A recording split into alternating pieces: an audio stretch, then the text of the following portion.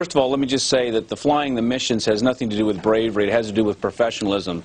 And I guess that's one place where I would deviate from what David said as far as polling soldiers and the such. They join to do the job that needs to be done.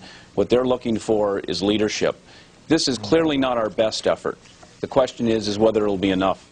Well, this is going to be an absolute feast for military historians down the track. And I think they'll probably end up calling it Clinton's clunker.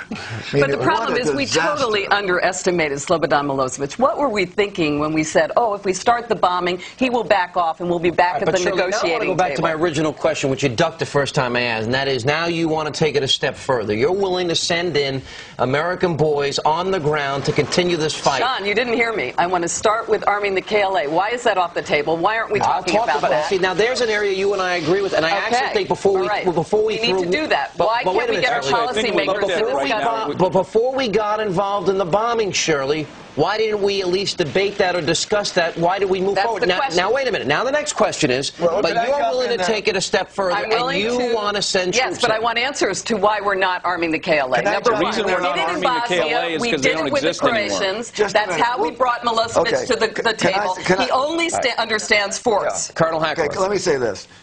Giving a soldier a rifle does not win a war. And it's absolute wrong if you think if you can give weapons to the Kosovos and you're going to make a difference. It takes about 10 years to build an army. Sure, you can have in Kosovo what you had before, a bunch of rebels killing Serbian policemen. That's what started this. That's not how it started at all, by the way. And the Army has been training since 1993. We're well trained. Many of the people involved are generals from the former Yugoslav Army when the Confederation was intact under Tito. People have underestimated also the KLA. Captain Henry. Captain Henry, weigh in here. What should we be doing right now? Well,